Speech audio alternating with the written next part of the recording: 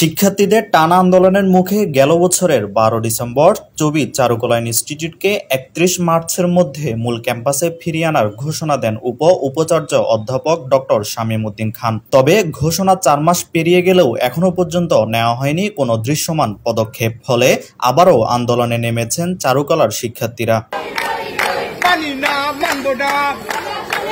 দুপুরে বিশ্ববিদ্যালয়ের প্রশাসনিক ভবনের সামনে বিক্ষোভ করেন। তাদের সঙ্গে একাত্মতা প্রকাশ করেন অন্যান্য বিভাগের শিক্ষার্থীরাও। তাদের অভিযোগ, বারবার মূল ক্যাম্পাসে ফিরিয়ে নেওয়ার আশ্বাস দিলেও এখনো পর্যন্ত তা বাস্তবায়ন হয়নি। তাই এবার আশ্বাস নয়, দাবি না মানলে লাগাতার আন্দোলনে যাওয়ার কথা জানান শিক্ষার্থীরা। তবে প্রশাসন থেকে এখনো পর্যন্ত কোনো সাড়া মেলেনি। কোনো একটা ফর্ম ফিল আপ বা যে কোনো কিছুর জন্য আমরা একবার ওখানে দৌড়াই, একবার এখানে দৌড়াই। আমাদেরকে ফুটবলের মতো একবার ওখানে নিয়ে যাওয়া হয়, একবার এখানে আনা হয়। এগুলো তো আর মানা সম্ভব না। আমরা আর কত করব? আমাদের সিনিয়ররাও এই লড়াই করে গেছে, আমরাও করতেছি। লাস্ট এটা শেষ কোথায় আমরা শুধু সেটাই জানতে চাই। আমাদেরকে আশ্বাস দেওয়া হয়েছিল, আমরা সেই আশ্বাসের ভিত্তিতে আমাদের আন্দোলনটা থামাই রাখছিলাম, কিন্তু সেই আশ্বাস তো পূরণ করা হয় নাই। আলটিমেটলি আমরাই একবার ওইখানে আন্দোলন করতেছি, একবার এখানে। এটার কিন্তু কোনো শেষ নাই। আমরা শুধু আন্দোলনই করতেছি। আমাদেরকে আমাদের দাবি মেনে নিক আর আমাদেরকে আমাদের 23 একরে ফিরিয়ে আনুক।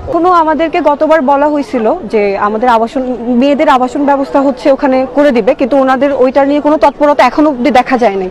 এখন ওই শহরের যে এক্সপেন্সিভ একটা লাইফ, এত বেশি কস্টলি, আসলে স্টুডেন্টদের থাকা ওখানে সম্ভব না। তো সব পড়াশোনার পরিবেশ ওই যে ওখানে বাকি আমরা যে পাবলিক বিশ্ববিদ্যালয়ের স্টুডেন্ট বাকি ডিপার্টমেন্টের সাথে থেকে সবার সাথে যে একটা পরিবেশে পড়ালেখার যে সুযোগ, সেটা আমরা ওখানে পাচ্ছি না। Desk report, Chattogram news.